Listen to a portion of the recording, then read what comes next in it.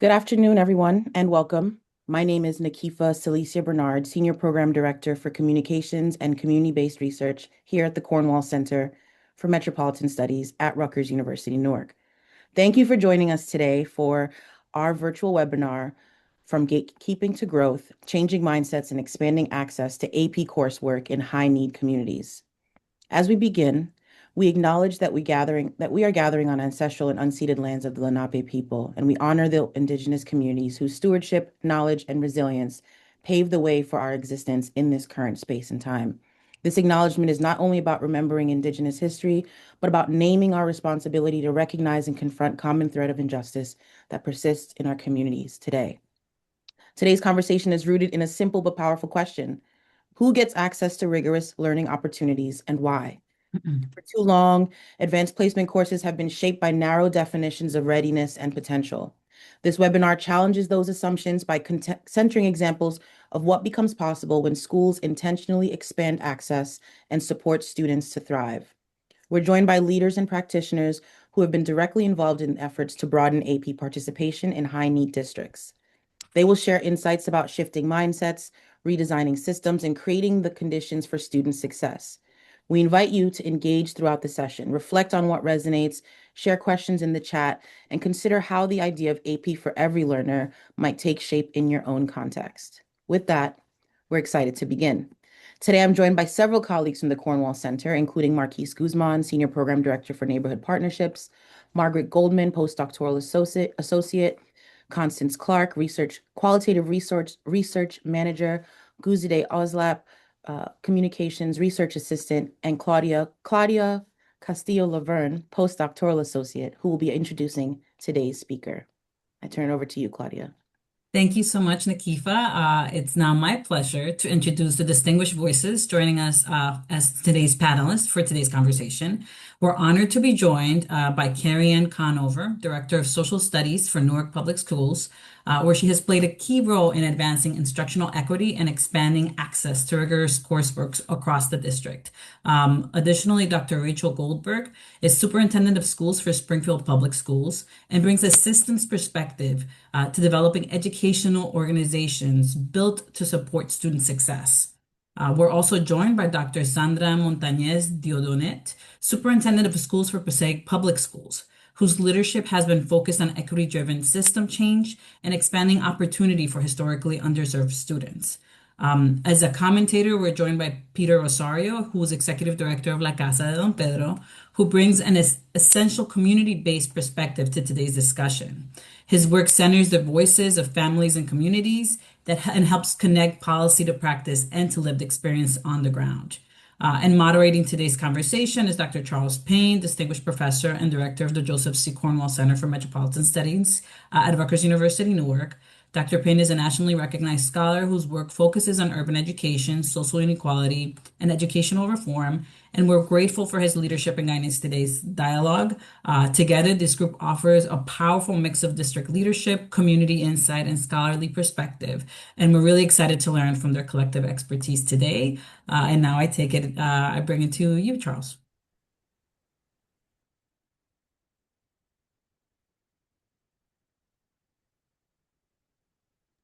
Sorry about that. Couldn't get my audio on. So thank you, Claudia.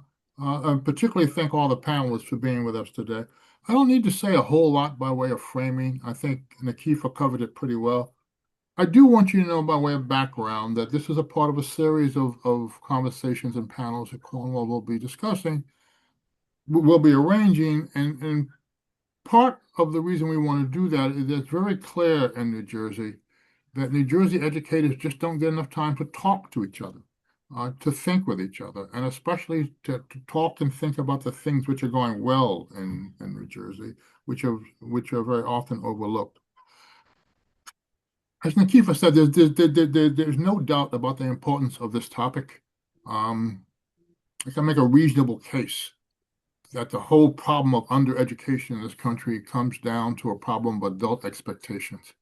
And one of the key battlefields in the war around adult expectations is the battlefield over who is going to have access to rigor in the form of AP courses, in the form of international baccalaureate courses, in the form of dual enrollment. And we'll be talking about all three of those over the next few months. But today the focus is going to be on AP courses and who has access to them. Just by way of context, the state of New Jersey averages just about 1/3 of all of its students every year taking either an AP course or an IB, International Baccalaureate course, right? If you were to look just at the Abbott districts, the districts that have the largest concentrations of um, um, low-income students, you would find some districts. Remember, I said the state has a third, 36% actually, of its students taking AP or IB courses. Among the Abbott districts, every year there are a couple, and they are represented here today, that will be between 40 and 50% of their students taking either an AP or an IB courses. That is, there are some highly low-income districts in which the percentage of students taking AP or IB is better than the state average, right? And a couple, again, as I said, we'll be hearing from a couple of them today. On the other hand, there are other districts in which the percentage of students taking an AP or IB courses is less than 15%. I have seen numbers as low as 4%, right? So there's a likelihood that a student is going to have access to this kind of educational experience varies even among the Abbott districts, just those. It can vary from anywhere from single digits to half the students. The two districts that we're talking to today, we're talking to because they've made tremendous progress and challenging the assumptions that these kids can't do this kind of work. Newark has been a real comet, right? The change in Newark has come very, very quickly, and it's been very, very dramatic. If you go back, was it 5 years now? 2021, Newark had about 640 students who took AP exams, 640. In 3 years, by 2024, that had doubled to over 1,700, from 640 to 1,700 in 3 years. That's a comet. That's real fast, right? At the same time, they're increasing numbers. They're also doing very well with the so-called pass rate on AP, which is considered usually to be a score of 3 or more. At the same time, they're increasing the numbers of students taking AP exam. They tripled the percentage of students earning a score of 3 or more. It went up to 42%, which is again higher than the percent of students in the state getting a grade of 3 or more. People who are surprised by that be a lot less surprised if they knew the story of Passaic, which started, I just learned a few minutes ago, with work that some of the panelists started doing way back in 2014. Passaic, by the way, for context, has a 99.7% low income population. I don't know what happened to the other 0.3%, right? But in that context, with virtually every student coming from a low income background, Passaic had 42% of its students taking an AP, which is again more than the state average, and they have been higher than the state average for a number of years. So it's a long story, and I think one of the questions behind our conversation today is why the stories of success are not better known across the state, right? And particularly in the course of Passaic, which has been doing this work at a very high level for a very long time. So at the very least, I would hope that districts like this push our sense of what's possible for our children. And mostly what we're going to do today is just ask them to tell their story. How did they do this? What did they learn that might be valuable to anyone else trying to do something similar? So I think we will just start with Newark and ask Carynne Connover if she would to just tell her how this work has developed in Newark and what she's learned from it. Carynne, it's on you. Thank you, Dr. Payne. Thank you. So when I came into this role, let me even go back before then. When Newark came out of state control, Superintendent Leone had a vision of putting back in the offices of the content areas. And so social studies became important again. And as the inaugural director, I had to build a program that was aligned to his vision, as well as my ethos of believing that every student, given the proper supports, can. And what we decided to do was, first thing is to focus on how do we teach? How do we engage social studies the way that it should be? And it has to be an inquiry model. It has to be the craft of the historian. So working with teachers, rolling up sleeves, doing the work side by side with them, we started writing rigorous curriculum based on questions and primary source engagement. Doing that gave us the foundation to then turn our attention to AP. And that's how within 3 short years, we were able to build AP programming within the social studies that has made so much gains. So we focus with that pretty much on 5 areas to move the work. And first was having intent PD for teachers. And a lot of that PD is designed to be hands-on and doing it as you grow. We didn't just rely on College Board to provide their support. We designed our own in-house support and having teachers work in collaborative groups doing that work. For all of the course descriptions from College Board, we created detailed unit plans. And those detailed unit plans essentially are telling teachers what skills that you have to teach and how to teach it, the skills that are mirrored on the exam.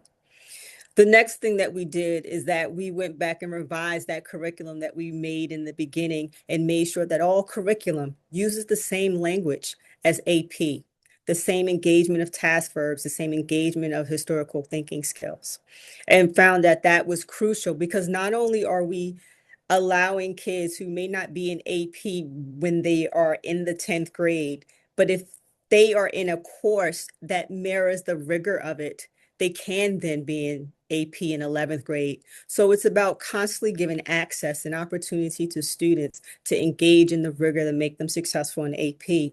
Next thing we focused on is aligning our middle school to be our through line into high school, the first time of engagement of historical thinking skills and task verbs that drive AP instruction shouldn't just happen in high school.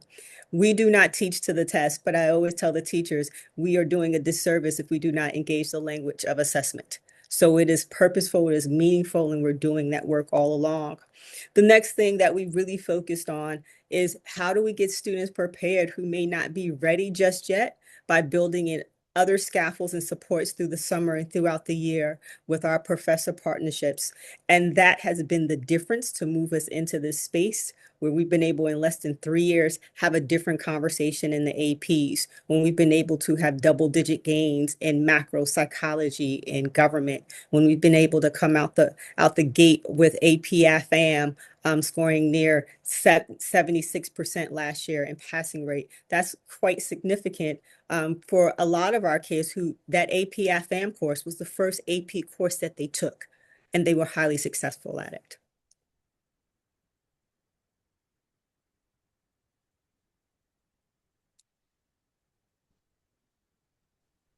Charles, you're muted.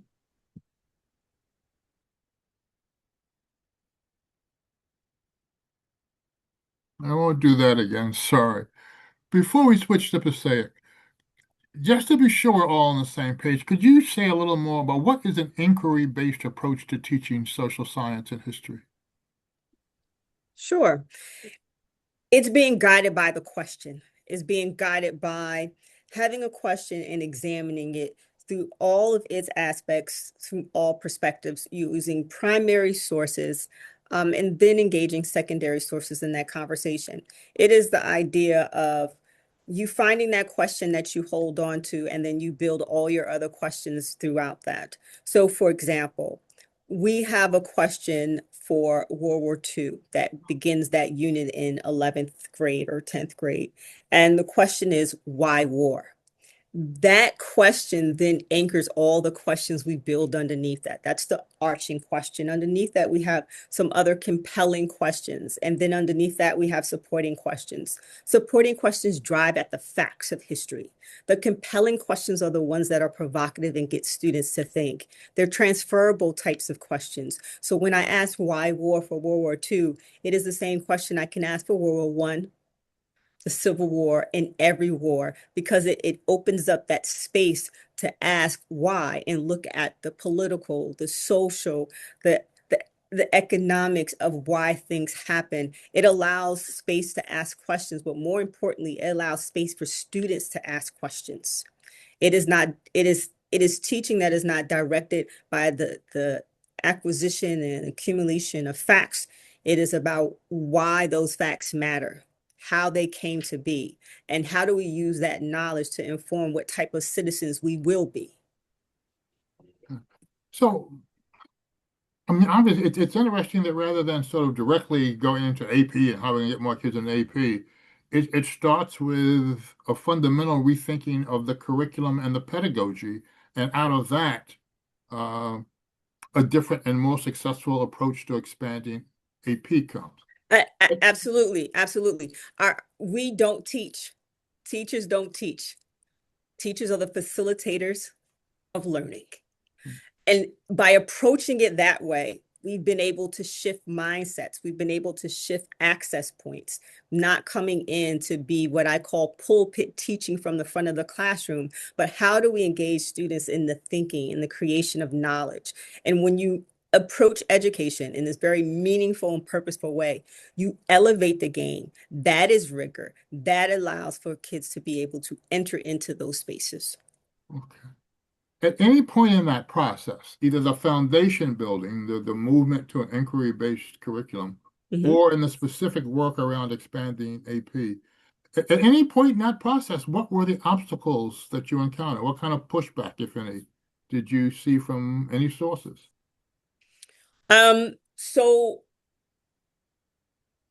some of the things I found that we needed to address, and this is how this work goes, that when you see something and you have enough data points, you figure out how do you fix what's going on. One of the things that we saw is that if I was asking for us to be driven by the engagement of primary sources, what if students couldn't access that primary source? How do you make it accessible? So what we did in another revision of our curriculum, because we're always looking for how can we make it better, how can we meet this need, because the curriculum, like the US Constitution, is a living document. It should grow, it should breathe, it should change. So what we realized is that we had to scaffold all of our primary sources to make sure that it had an access point for every student's need. And that was crucial. So where it was an obstacle of engaging primary sources, we removed the obstacle by making the primary source accessible. Cool. If we could now, could we switch to sort of get an outline of the Passaic story? And Ms. Goldberg, were you going to start that part of the conversation? I think so. And I think I'll kick it off, and then I know that that there's kind of a team of us in this conversation. Right. And so at the beginning points, I'm happy, Mr. Rosario, if you want to pop in on this, feel free. Or if you want to kick it off, maybe from your perspective as a board member. We didn't talk about that. Do you want me to start, or do you want to do the intro there? We could just start with giving kudos to Pablo Munoz. That would be really great because I always say that in Passaic, I am very successful, thank God, but a lot of the success comes from the vision of Pablo Munoz, and I never, want to ever take credit for the work that has been done here in Passaic without giving him and that Board of Education their kudos. So thank you. You took the words right out of my mouth. Go ahead, Rachel. Sorry. Well, one of you should say who he is then. All right. So how about I'm Rachel Goldberg. I served as the assistant superintendent in Passaic under Pablo Munoz, who was the superintendent. Pablo came to Passaic from Elizabeth in 2013, and I believe the board had given him the guidance to dramatically change the outcomes of students in Passaic. So He Rachel, I'll Go jump ahead. in from the board member Yeah. perspective. When we interviewed Pablo, he gave us a lot of data points, and he formerly came from Elizabeth, you know, and had I think it was two blue ribbon schools, and then there was the four other schools. And I think one of the charges we gave to him is we want you to correct all the mistakes you made in Elizabeth and make it better here in Passaic. So from our perspective as board members, we only had one comprehensive school, the largest, it was 3,200 kids, 3,300 kids. Only 100 kids took AP classes, right? So Charles, when you asked the question of that 0.3%, I think some of that 0.3% were kids who were transferring into the district in 10th and 11th grade because they knew there was access to AP courses that were going to be free versus paying for them or doing what they had to do in other districts. But those were the two main charges and it all centered around improving the graduation rate, which I will talk about more, because that was our meta goal. It was every kid graduate high school in 4 years and have 15 college credits. So it was that combination of those two goals that led to this package of reform. But the AP story was one arrow in the quiver in order to get more kids to graduate and have 15 college credits by the time they graduated. So, when I joined as the assistant superintendent for curriculum instruction, I was given the task to take a look at what we needed to do to turn the ship. We relied heavily on a lot of the early data then. So this was approximately 2014. There'd been a couple really good studies about the relationship between AP participation and college persistence. And I think those are important pieces. It was not the AP pass rate, and it was not college entrance. It was college persistence. So staying beyond that first 18 months. And it was participation in terms of access. Did students have the ability to take and participate in an AP course? And those studies, both of them had similar findings. The findings had to do with number one, the students that participated in an AP course just across the board had a higher increase in persistence, and that went across genders and across races. The second thing was that students that passed the AP exam also had a higher persistence, and there were correlations between higher GPAs both at the college level that followed them after they passed or had even participated. And so those were larger national studies, 2009, 2011. That had undergirded some of the work that had been started in Elizabeth as well in terms of increasing access. And so in Passaic, we really we just went a full everything ahead. Just move it. So some of the things that we did at that point in time was starting to identify what courses students could move to. So for instance, we had, and Passaic continues to have, a very large English language population. We had really talented students who were coming in, but their native language was Spanish. And the question was, why didn't we let them take AP Spanish right away? Put them in AP Spanish. What are we doing putting them in some of these lower level ELL classes? And so that was a big point of access. We really wanted to make sure that our students also valued their native language. They valued what they brought into that. And then that opened up students into the Spanish literature section as well in AP. And so that was one place, one group of kids. Another thing that we found was that the courses were identified for kids to opt out of AP more than to opt in, meaning that we still had a whole variety of honors courses happening in 11th and 12th grades that didn't make a whole lot of sense. Why would we put students in honors and not allow them or give them the AP experience? And so we started minimizing the number of honors courses that were available in that 11th and 12th grade, and instead said students need to take AP exams. We also kind of started to look at what other systems were a part of the challenge. And I say that because this was a culture issue, as Mr. Rosario noted. In 2014, there were 94 students that took an AP test.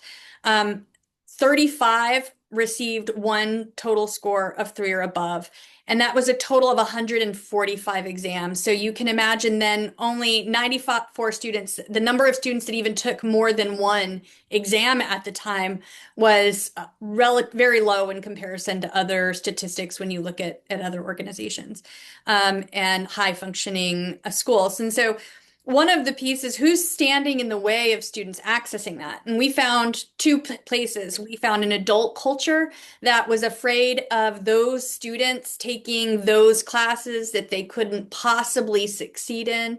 And we had students that had personalized or taken to heart that not me, I don't belong there. And so one of the pieces that we really worked on was building a college going culture that everybody should have the opportunity, that everybody had the possibility exist. And there had to be a strong belief that that was possible. And one of the pieces for that was to start doing what we did when we say that we directed students directly into those AP courses. All of a sudden, we had adults seeing students succeed in ways that they didn't think that they could succeed prior. And we saw students starting to own it and access it and look for it. And we did all of that in the context of understanding what I like to call kind of the game. What is the role of AP in accessing opportunities post-graduation? What we know is that most colleges, without the exception of some of the most highly selective, don't ask for AP scores. They're looking at a transcript. And a student that has a variety of AP courses and a success in that coursework, it has a much better chance of accessing those more selective schools. And then, especially when you're looking at a group of students like our students in Passaic, that opened them up, especially as colleges became more focused on providing the right financial assistance. And so giving them the right transcript gave students the right opportunity to access things that they access colleges and post-secondary experiences they didn't previously have. So that was really the place that we took, and we got quite a bit of a pushback, especially from faculty. I don't know if you want to talk about the faculty member that came to the board and complained about the number of students that we were allowing, and then I believe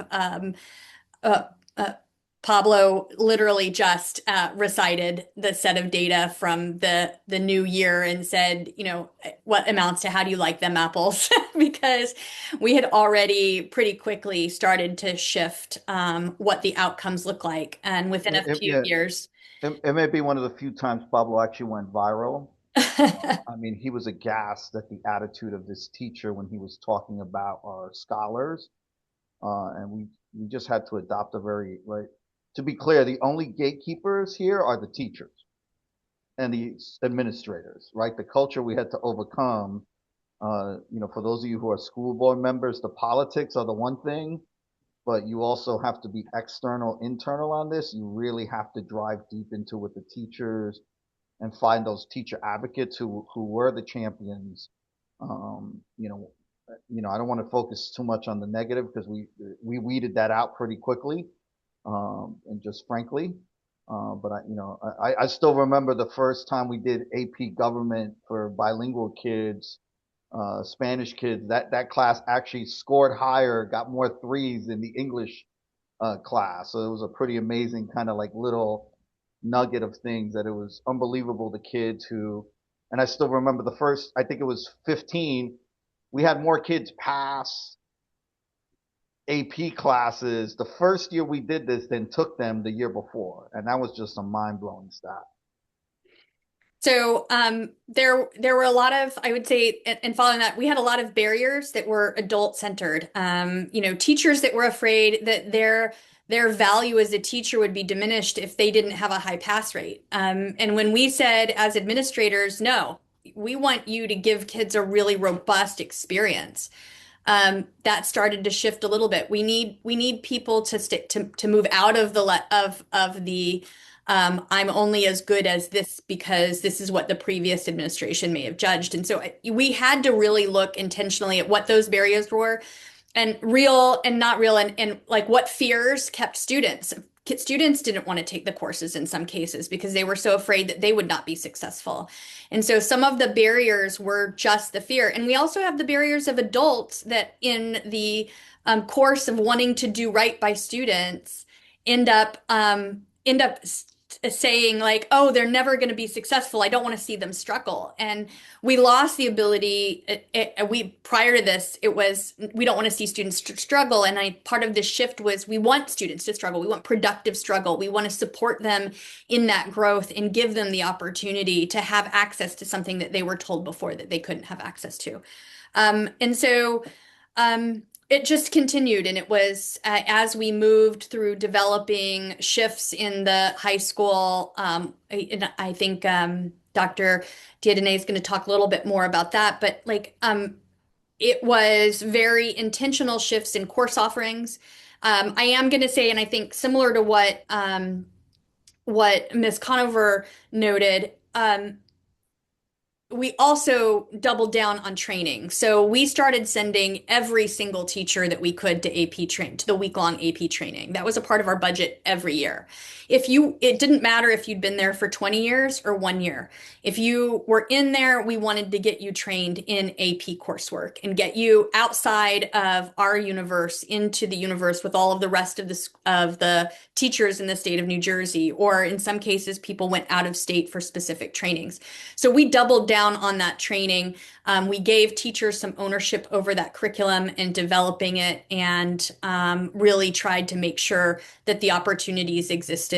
And then the last barrier, and I think that this is a big one, was also our guidance counselors. Once again, protecting students. This is going to be too hard. We want to see you successful. And we had to move them into the place of helping students to develop transcripts that were going to help them be successful in the long run. And so I think that's kind of an overview of some of the structural and systems work that had to happen in order to see really an ongoing and consistent and long-term shift. And I'm going to turn it over now to Dr. Diodonet to say, if you want to take it from there. Can I just jump in on that point, that last point you raised, Rachel? I still remember seeing the charts.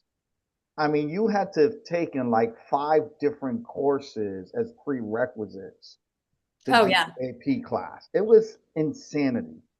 I mean, it looked like you were doing a doctoral dissertation. And this was the playbook that the counselors, the teachers, it was like the gospel of the district. And I was like, this is all hogwash. So, that was an important thing to dismantle, because it really was like embedded in the whole system, and breaking down, that one was a visible barrier, and then there were the invisible barriers. Sorry, Dr. Dio. Before we go to Dr. Dio, if I might use that abbreviation too, I just want to remind folks to put questions in the chat. And I will mention one historical fact that we'll come back to later, or perhaps some of you may want to come back to. You mentioned that Pablo Munoz was the superintendent in Elizabeth before he came to Passaic. And one of the interesting facts in this story is that Elizabeth is one of the other Abbott districts which consistently has extremely high rates, much higher than the state average, of students both taking and passing AP exams. Dr. Dionet? Thank you. Two things. So one, I think that another thing that the district did in terms of policy, Peter, you forgot to talk about your policy of the theory of change that you did here, where you all focused in on the structure, the systems, the culture, stakeholder and resources, and really how instruction was going to be done in the classroom with the instructional core, Elmore's work. I think that that was huge as well. I was the assistant superintendent 2 towns over, and I kept hearing about the wonderful work that was being done in Passaic. And so in the back of my head, I was born and raised in Passaic. I was a National Honor Society student, but all of my classes, to Rachel's point, was honors. So in the back of my head, I'm at Fordham getting my doctoral degree, and I'm like, Pablo has a couple more years. I'll become Dr. Diodonet, and then I will apply for that position. Well, that was my plan. That wasn't God's plan because, like, in 2 years, it was like Pablo is retiring, and I'm like, oh, what is happening? And I had become friendly with Peter, and Peter was always telling me like the good work that was happening, the policy that was being done. And so seeing the buzz and seeing the change in children and seeing the change of quite frankly, family members that work in the system that were really excited about the work that was being done in Passaic, when the opportunity came to apply to be the superintendent, I didn't want the work that Pablo and his team had done to go away with a new administration, right? And so while I was like, that wasn't the plan. I still, first year here at Fordham, I don't need to be a new superintendent, but I couldn't let the opportunity of somebody coming in and changing it. I wanted to sustain that work. And so I applied for the position and literally down to the vision. I was telling Rachel, like, I did not change the vision, the mission. One question was asked, like, what would you do differently? And I did say, and that's to your point, Dr. Payne, is if I wanted to bring any new programs here, it would probably be the International Baccalaureate program, because right now with the work that you're doing with AP and dual enrollment, I need to just make sure that this work is sustained and that we just move forward from here. And in fact, our motto now is forward pa'lante. And I think that perceptions have changed. As the new superintendent, I remember being at a cross-country meet and I met a young lady who ran a phenomenal time. And I said, oh, she was at West Milford where I live. And so I was like, oh, I'm the superintendent of Passaic. Tell me what you're liking about school. What are you excited about? And she could have told me about the athletic program, anything else. And it was a multi-language language student, 2 years in. And she was really excited that she was taking 2 AP courses, that she had been given the opportunity to take these college level classes, and she felt smart, right? And that made my heart smile because we're at a track meet, well, at a cross country meet. Like, she could have talked to me about anything else. She could have told me what teacher she didn't like. She could have told me about, we could have better food in the cafeteria, sort of like the little things that young children and youth like to talk about. But she selected to talk about her access, and she didn't say it in those words, but that's what it was. That's what it was. It was access and opportunity to AP classes, although she was new to the country. And I still remember her face, and I actually have a picture with her. And that is the type of work and stories that you have to tell to talk about how do we move a system and ensure that children have access to rigor and good curriculum, right? And how is this work sustained is through student support, to Dr. Connover's point, right? You want kids to succeed, it's more than just access, right? It's giving them the ability to succeed with what they need. And it's also teacher development, that culture and motivation. So the hunger that I saw in her eyes, I knew that, that wasn't the only 2 courses that she was going to take moving forward. It was going to be a way of life for her. And quite frankly, her friends, right? Because that meant that was very important at school. And she was at Passaic High School. So, right, that those are really important. And again, aligning course pacing to AP exams, and though we don't really teach the test, but that's all important, right? That the calendar is done well. And again, to Rachel's point, that we don't care if you are a history major 2 or 3 times over, you're going to that AP Summer Institute, right? Like you're gonna be part of the learning as well. Okay. So I'm gonna just pop in. I'm gonna pop that slide in really quickly if I can. Well, while Rachel's doing that, Dr. Dia reminded me of two quick stories, right? So we redid. Wow, that's great. Just let that sink in. I feel so good looking at this. Well, Mm. we were Dr. Dieta and I were talking beforehand, and it's sustained. It's a sustained deep belief. And one of the things, it doesn't matter. I'm in a very different school district now. I'm in a suburban school district. We have some of the fight on some of this actually harder than it was in Passaic to do some of the movement. But um, the teachers and the students internalizing this work is because we had a board that supported this work, and they supported the continuity of leadership. They would make sure that this work came in, and then it was valued, and it's continued to be valued. So this is literally over a decade. It doesn't happen in 1 year. This doesn't happen in just overnight. And the cultural piece, in order to walk away and say, what we did it was the right thing, is entirely in what the story of that girl. Her values are about what she can do, and that she has the ability. She believes in herself. At that point, that's where that culture shift, long after I walked away, or when after Pablo left, or after all of those things, this work has been sustained because of a deep dedication to believing in students.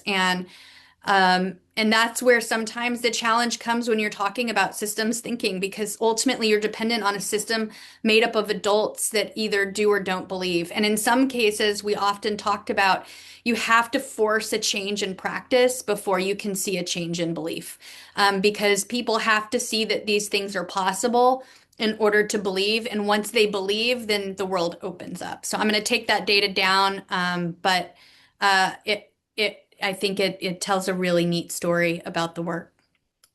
So again, that was 14. Sorry, Charles, I just want to get to my two quick stories. So 14. I think in 17 we created academies, right? We got rid of our middle school. It was 17, 18. We got, to Dio's point, literally the students were like, wait, because we were asking, why aren't students applying to the academies? They were like, no, we like the AP classes being offered at the high school better. They were literally talking about the AP classes and which school they were going to go to. So we had to go back to the drawing board and figure out how the kids from one school could take the AP classes back at the other school because they were walking distance. And we had to do all this reiteration, and just from a culture of no kids took classes to the kids themselves were advocating for, there's not enough classes. And then the second story is a parent coming to me. They transferred back to Passaic from, you could pick a charter school, pick PCTI, I'm going to let you guess. It was the better school, right? So, quote unquote. And the parent was appalled that they were being told that the kids needed to take AP courses. Like, she could not believe that, because the expectation was this was the safety school. This was the school where you could just graduate and get your paper at the end of 4 or 5 years, right? To make that change. And I said, I don't know what to tell you. That's not the culture here in Passaic anymore. So I don't know what the culture was before. And Dio faced a lot, right? A credit to Dr. Dio. Any idiot can make change, right? But real leaders focus on progress. And for her to come back to her hometown, right? For me and Rachel, Pablo, we didn't grow up in town. We were the outsiders making changes. So for the homegirl to come back to the city and everybody expected, oh, she's gonna make sure everything, all this crazy stuff that Pablo brought in and Rachel brought in, we're gonna go back to a normal Passaic. And I think to her credit, she really sent the memo loud and clear early on, that we were going to continue that path to excellence. And that's the harder lift, right? Because it's the initial inertia is good, but that sustained excellence, that sustained progress is really the gift that the kids are getting today. I want to go back and ask a newer question, but two comments very quickly first. There are a lot of pretty distinguished researchers among this in this online today, uh, and I know some of you know this work, this literature very well, and this work very well, the practice very well. So, if any of you want to say anything relevant that you think this audience would find interesting, please put it in either the chat or the Q&A. I also see that Dr. Marianne Riley, who was head of the Office of Teaching and Learning in Newark when much of this work was getting off the ground, is online. Claudia, is it possible? I don't understand how this software works. Can she say something from the audience? Or, or you have to be a panelist to have your voice heard in this? I don't know, but I think Nakifa's going to look into it. I do believe Okay. you have to be a panelist to speak on this webinar feature, but I'm looking into it now. Okay, if that's the case, I'm going to ask one of you to go back and just read out some of the comments that she had made. But, but in the meantime, um, Carynne, if you don't mind, this issue of mindsets that keeps coming back, the issue of, if you will, gatekeeping attitudes. Is there any analog to any part of that in the Newark story? So when I came into my role, one of the things I noticed was AP classrooms didn't look like the wonderful, diverse environment that was Newark. And I started to question. Could you say specifically what that means? So what that means is if I go past an AP US history, and I make this joke, if I go past an AP US history and I don't see a little geeky Black girl like myself, I ask the question, Where's the geeky Black girl? where's the geeky Black girl? Because I'm not a unicorn. We exist, right? So that's the joke I always make.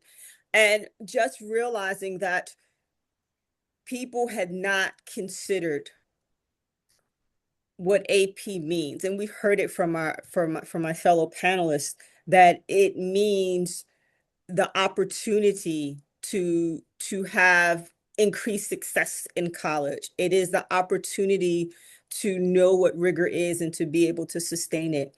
It is the opportunity, as I say, to get to the table where decisions are made, because we know how the path works, right? You have to be in those systems in order to change those systems. And if this is one of those things to get you there, then this is one of those things to get you there. And how do we prepare our kids to do that? So when I came in realizing that our classes could look different, they should look different, it was about mining what kept our classes from looking different.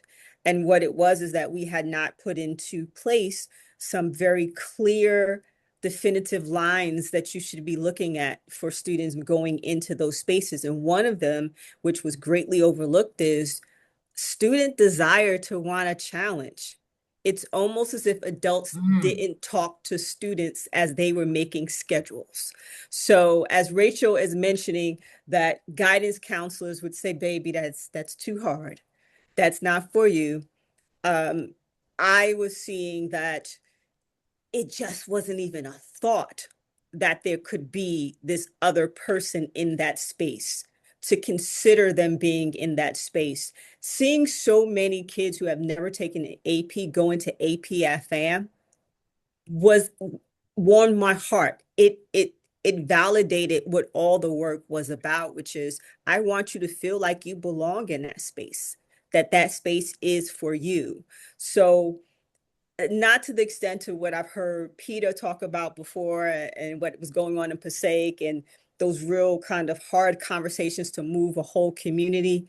I didn't encounter that, but what I did encounter that there was some changes that needed to happen. Um, and most of those changes were just simply by the nature of the leadership that we were embodying. So, as you mentioned, Dr. Marianne Riley was supportive in that work, and to the utmost credit to Superintendent Leone. He understood what it is I was seeing in the schools and what I wanted to change. And he said, go for it. And it was about how do we make this a successful program for our kids? And it was getting into those spaces and talking to teachers and department chairs and principals and saying, hey, this is what we're going to do moving forward. I didn't get resistance from those conversations. It was like, okay. And part of that was because I did that work right before when I said I came into a district that did not have a Not great all men are respect built and the reverence. same, but Don't worry, Rachel. Something just popped up. I was like, what is this? No worries.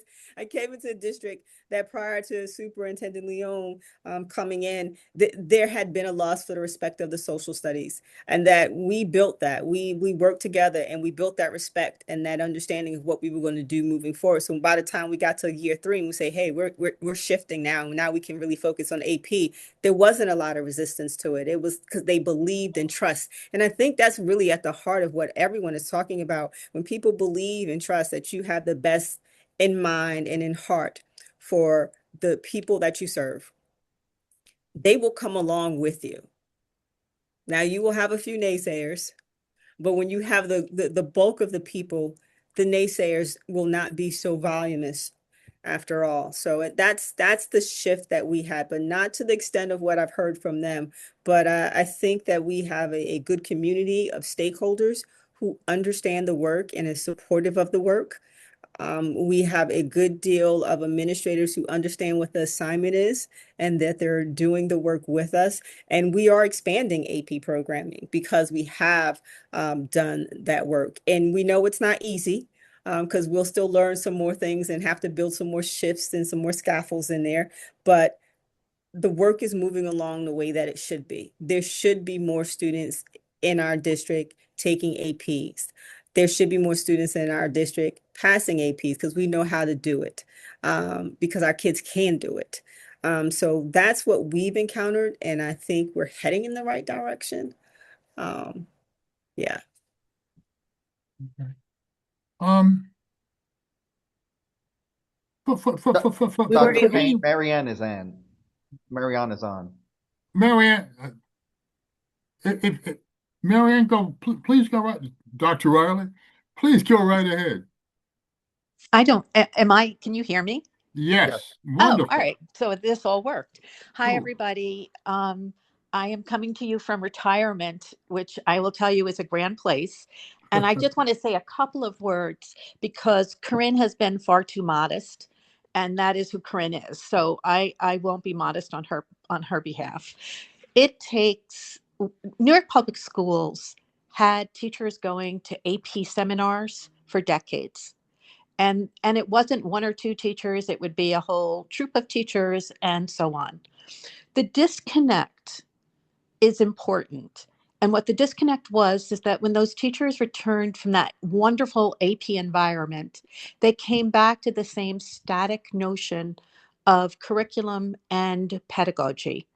And neither the curriculum, when it was even present, nor the pedagogy was sufficient to match the expectations well before a child got to an AP class in preparation of how to be an essayist, how to read critically, and so on. What Carynne did and continues to do is that Carynne, as you can probably tell, is undaunted. She does not have to be asked to believe in something because she already deeply believes that children, in fact, can. And I'm going to just say equally as important that teachers can as well. It's not one or the other, it's both and. And the changes that I watched I was the assistant superintendent for teaching and learning in the city. And what I'm telling you is true about Carynne. I could be talking about the director of English, the director of visual and performing arts, the director of science, the director of mathematics, and so on. But what Carynne brought was she overhauled and built anew where, I mean, when I say there wasn't social studies curriculum, I arrived in the summer of 2019, just in time for CUSAC. And there was no curriculum to be found that was complete. Carynne brought a process of building with teachers and with the next social studies leaders incredibly coherent and powerful curriculum. And what I learned from her is that what I thought was good, I ended up really revising my own thinking based on what I saw Carynne and her colleagues and building, and the incredible discourse. We spent millions on PD in a scant few years. And that every cent was worth it because these were such high level conversations. They were not one and done workshops or anything of that nature. This went across summer, it went across the fall, it went across the spring, and so on. These were institutes that Carynne would run with teachers, and they would be building the critical curriculum documents that really helped teachers to guide their work. They weren't things that just got shoved onto a, onto a, into a closet or something of that nature. They actually were there, and because they were vital and real, as she mentioned, they get revised. And they don't get revised simply because, like the calendar that I had to create across the entire um, set of disciplines, it's normally like a 5-year calendar. We just had to abandon that notion. We were revising almost yearly, certain, and in certain cases, absolutely yearly. I'm mentioning all of this because that is the disconnect for in Newark, was that the actual plan for teaching was missing, or it was subpar. And you get better teaching when you have a great plan that you actually have participated in. And it's really hard to design those unless you have. Carynne came to us from Washington, D.C. She was a master teacher. This matters. Like hiring, I kept her position vacant, I think, for 2 full years. And, that was hard to do. There were other candidates who were good, but there were no candidates who were great until Carynne.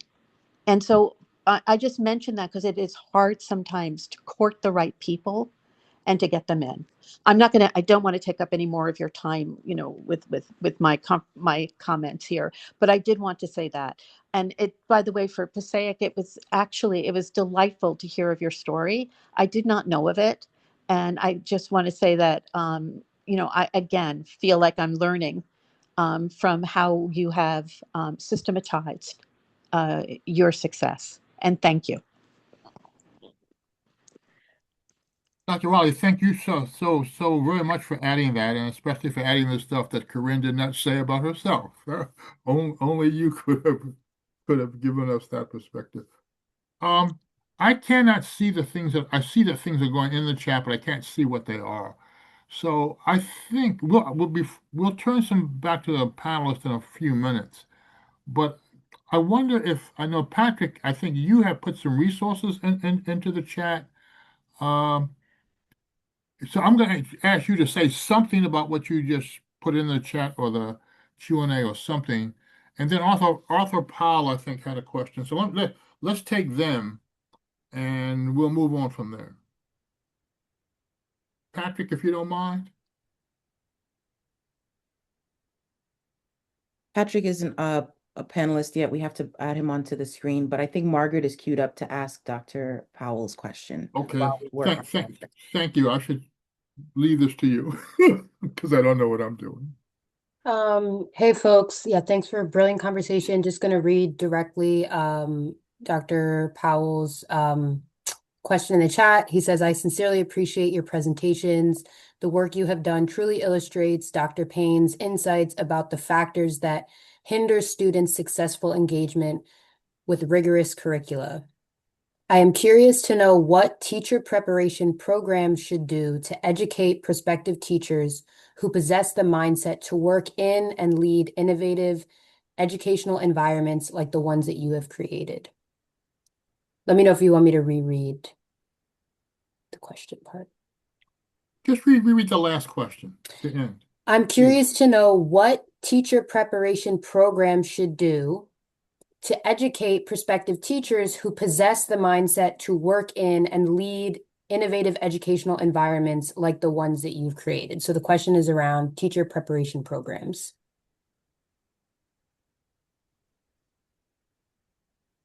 Anybody? So I'm going to just pop in and say I think it's really helpful when we have young teachers that come in and can work and learn how to work within and against the status quo, because they need to become a part of the environment as a whole. But they also need to raise their hand and step up and say, I can do that and navigate that space. Like, do they know when they could say, I would love to teach that class? Or I can go to a principal and say, I noticed that you don't have this class. Could I be a part of this? Just because they may have just graduated the year before doesn't mean they're not walking in with a rich set of knowledge and experiences. And if we can teach them to come in and successfully advocate without being problematic on some level, like coming in and saying, I noticed this, I think I could help, or I'd like to do this, or I volunteer.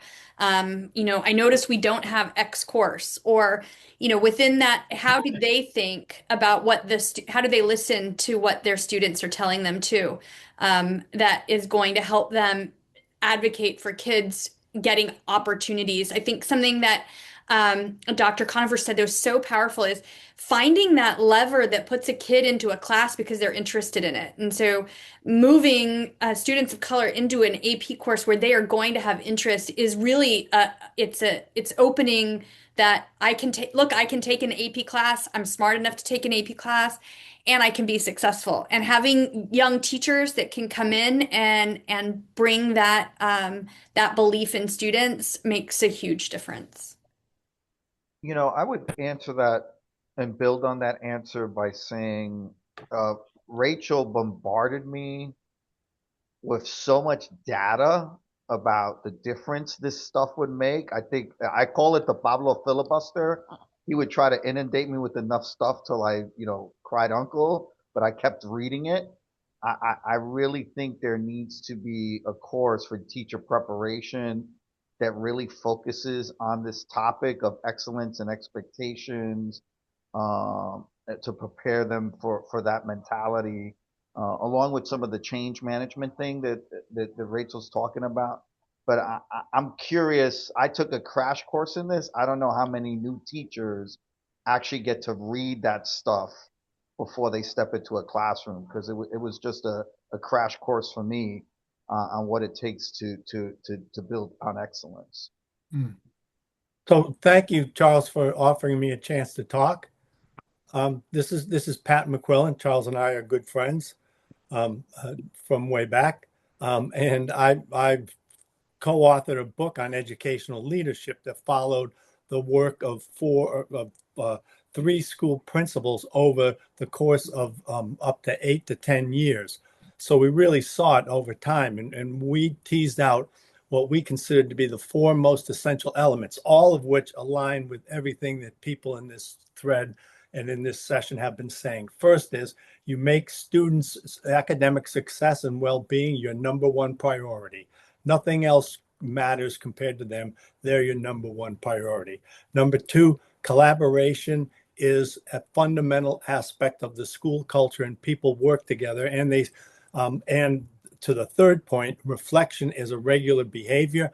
And so when they are working together, you reflect on that experience and you talk about what made that experience successful and not successful to help you move forward. And then on a regular basis, you reflect on what's going on in your school and with your students. And this was echoed throughout all the comments of everyone. But if you want to see what it looks like in depth, you could look at our book, which provides extensive classroom and school-based data for school leaders who attended a leadership seminar, the Lynch Leadership Academy at Boston College. And then, we follow them. And two of them, we went with them for 11 years. That's a lot of research, and that's a lot of time to see what people are doing and why they're doing it, and watching how things happen and how people's beliefs and practices change or perhaps don't change. But thank you very much. And if anybody has any interest in it, feel free to follow up and contact me. I'm online and all those sorts of things. Patrick, thank you very much. Any comment or follow up on that? I will make one brief comment. One of the things that I struggle with a lot is the difference between, let's say, deep implementation and shallow implementation, right? The other way to say it is that you go from one school to another school to another school. They all say they're doing the same kinds of programs, whatever is popular at that moment. But some of them do it with a very, very different kind of depth. I think one of the things in the last few years I've become increasingly interested in is the power of reflection. There's a difference between people who do the program and people who reflect on the program and talk about the program with their colleagues and critique the program. I've just become, in a number of different contexts, just very, very impressed with how much difference reflection, individually and collectively, can make. So anyway, that's sort of where my head is at the moment. Back to the panelists. Were there any other issues that any of you wanted to raise? And one way to think about that is, what did you do wrong? If you could go back to whenever you started this work and do something different, what would you do differently?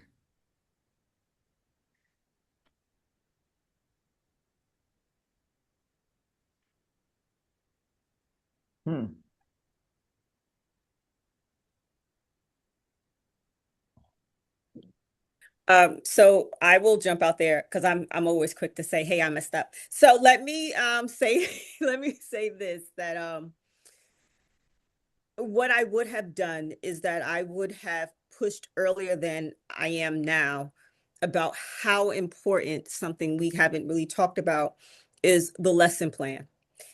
And this kind of perhaps connects to the teacher education programming, is that we're taught in school, and I think back to when I was in teacher preparation programming, is that lesson plans are legal documents, right? And in case someone comes in, wants to know what you taught, and that's fine and true, but it's a mind shift of getting people to understand that lesson plans are intellectual documents. They are the place where intellectual dialogue happens between the teacher and the administrator. And I have been on this soapbox with my teachers for the last couple of years, but I should have started it at the beginning to push the idea that you cannot move student achievement. You cannot facilitate learning. You cannot help students become creators of knowledge if you have not thought about, from beginning to end, the process to which you will get them there. And that is the lesson plan. We cannot live in a space where lesson plans are just a point of, we have to do it and it's submitted on Friday and it's engaged with students on Monday. That misses the point. It has to go out weeks beforehand. That allows the administrator and the teacher to talk through what will happen in that space. It is only when we are actively practicing education, and that's active, that we can move student achievement. we can get ahead of the misconceptions. We can get ahead of the gaps. We can close up the learning for students much faster when we think with that intentionality. And I just wish that I had been pushing this soapbox that I've been on much earlier, because I think that would have helped us to move faster to get to where we need to be. And it's not just in AP, it's just in every course. It's that real dedication to thinking about where you want students to go and having the intentionality and a thought partner with your administrator to get there. So I think I forgot to mention one element of my heuristic for understanding educational leadership, and that is you need to share power and authority. Things will happen when you share power and authority, and you'll be surprised at how many people actually take advantage of an opportunity to enact power and authority in ways that they may not have had a chance to do beforehand. And that's often occurs because the system itself is not fully understood just yet until you implement it. And once it's implemented, then you can see what the system looks like. And regularly among the principals we worked with, they commented on how surprised they were that the people they gave power to actually took it and used it in a very productive way when they did not expect that to happen. So that's a positive aspect of the heuristic and the orientation that was offered by the Lynch Leadership Academy. You know, I would say, I don't want to say we were bulls in a china shop, but we definitely took a very bully pulpit approach to this. We were relentless, and I think that always has some collateral damage sometimes. But again, there's got to be right. That's the balance between urgency and the mission. You know, so you could write all you want on change management. So I would say, right, it's like, hey, your strength is your weakness. And I always say to people, right, if you tell me you're a perfectionist, I'll cure you of that. And I think we really took that kind of like, hey, we're going to dive deep. So when I heard Carynne talking about the years and the intent and right, I was like, that, yeah, I don't know if we would have hit some roadblocks in Passaic if we didn't take that deep dive into the cold water. But yeah, sure. You know, you always say, hey, is there a way to do this with the softer approach? So that the reflection is interesting. I think the second thing for me is that I don't want to lose it because I know time is coming up. I'm the least educated person on this call by far, right? If there was such a thing as a good enough diploma for college, I earned it. You know, I think administrators and teachers and researchers, you got to remember that you got to bring your school board along with you. And you got to find that one ambassador. I was definitely the ambassador. Like other school board members were like, we'll handle the politics. You make sure the kids graduate. And I was like, I'm down with that. Right. So you have to get your school board in line with you. And yeah, if NJSBA is on this, right, there should be more intense curriculum for school board members on understanding how to foster this excellence in their curriculum. But, you know, because the one thing we did was we put everything in policy. And I learned Pablo's one of problems, other idioms was, the pen is the sword, and the school board members have the biggest sword because they can put it in policy. And to Rachel's point, when we built this thing, we were blessed to have Dr. Dio come in as a fan of it. But if Dr. Dio wasn't a fan, it still would have taken her a while to tear it apart because everything was in policy. Or if a new school board wanted to change direction, they would have had to have done 3 years of work on the policy side to deconstruct this thing.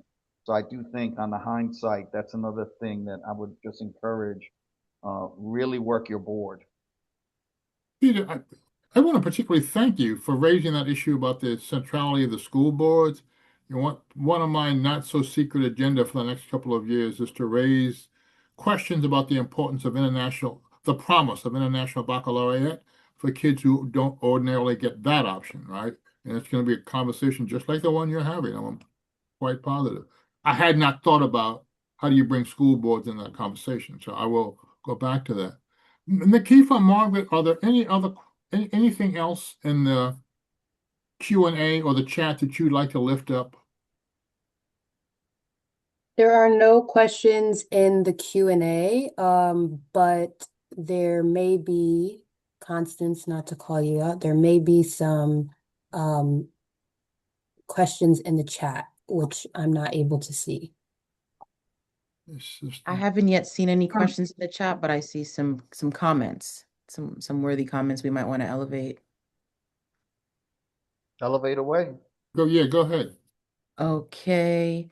From Marianne Riley, the good academic outcomes for NPS AP students began with ensuring that the leaders at the director level have deep disciplinary knowledge and expert pedagogical experience. This cannot be understated. We also have from Patrick McQuillan, in general, from a systems point of view, the system changed the interactions among system elements, students, teachers, guidance, etc. This is a complexity theory insight. Constance shared a complexity theory article link here for anyone interested in that. I think that's it that I can find now. Did you find any questions in the chat, Constance?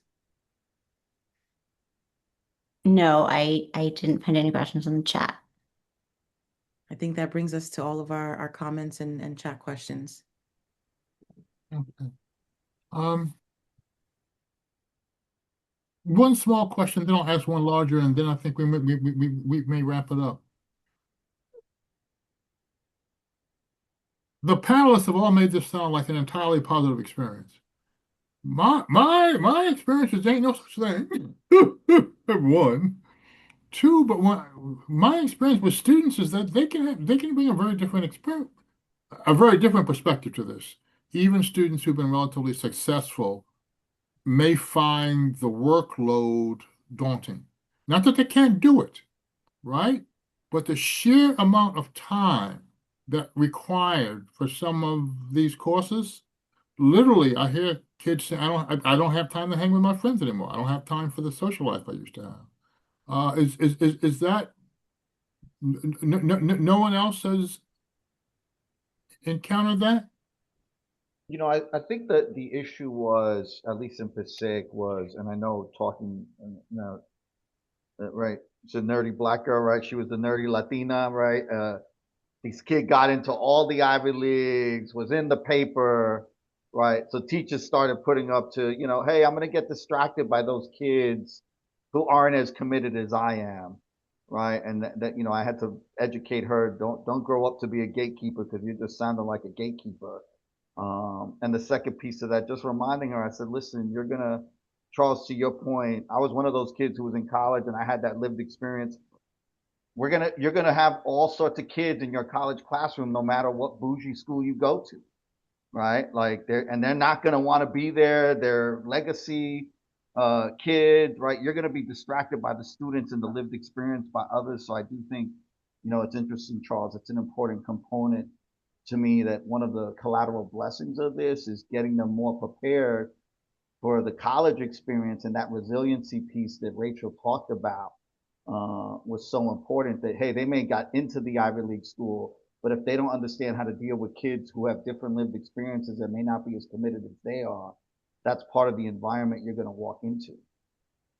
I don't think that's the answer you were expecting, but that's the reflection I have. It's the answer that works for you. Anyone else? I'm just gonna say, it's all hard work. You asked about mistakes. Man, like I could spend a whole afternoon going through I have to go back a few years and think through. And there's probably 10 mistakes for every good thing, but we also came from a place where perfect is the enemy of good. And if we wait to be perfect, we're never going to get kids an opportunity to experience good. And so I think at the baseline, whether it's AP or IB, it's about a high set of expectations and giving students that may not have been given the opportunity to have those high expectations, to feel what it feels like to have those high expectations, and a belief that they can do that.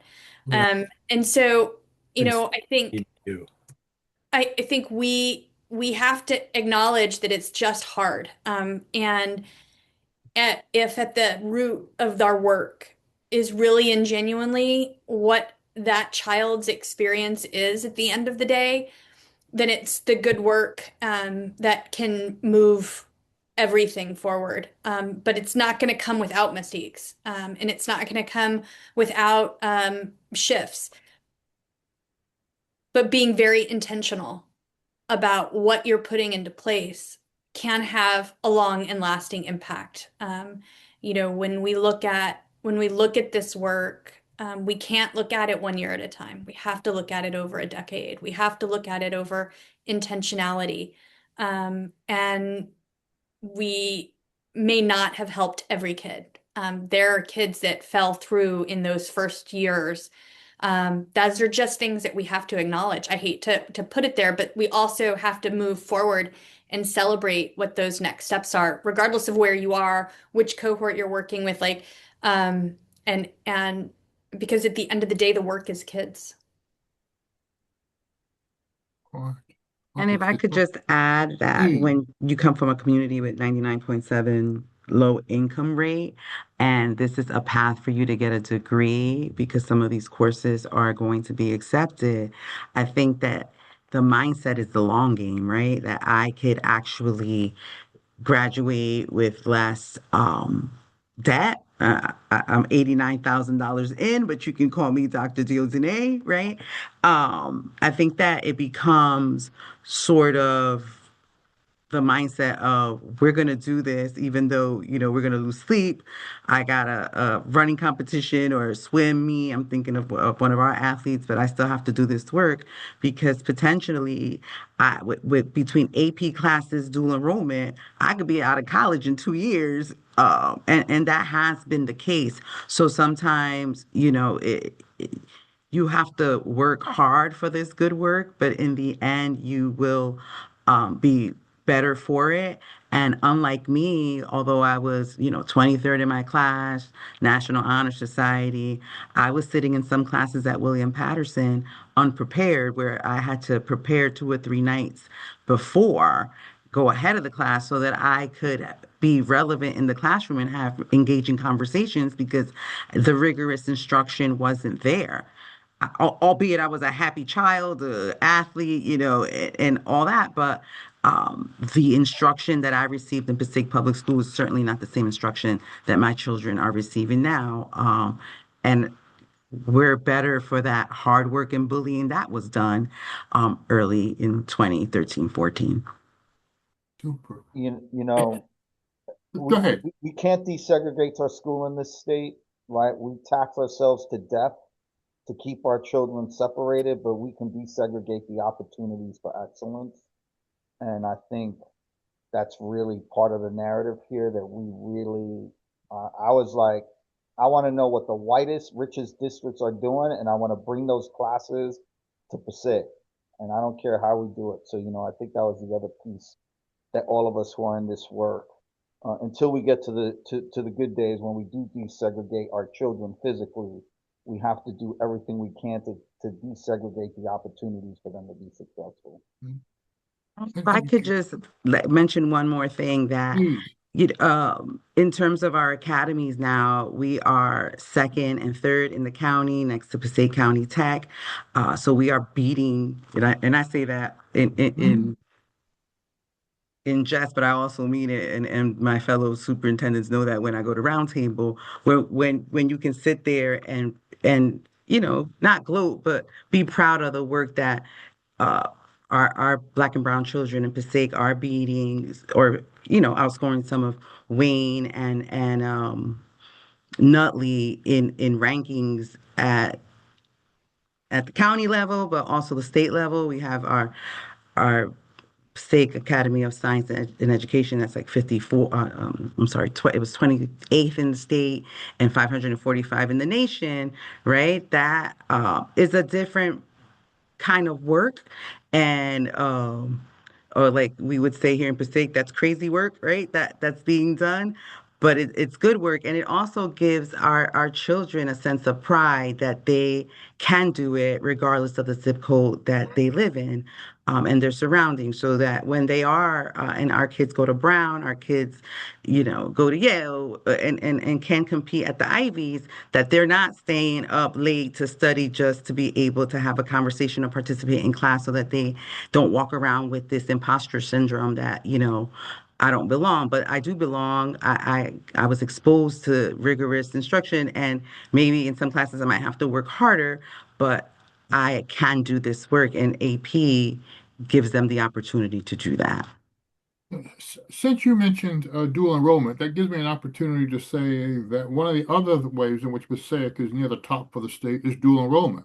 I think last year a third of the kids in Passaic were also taking college courses while they're still in high school.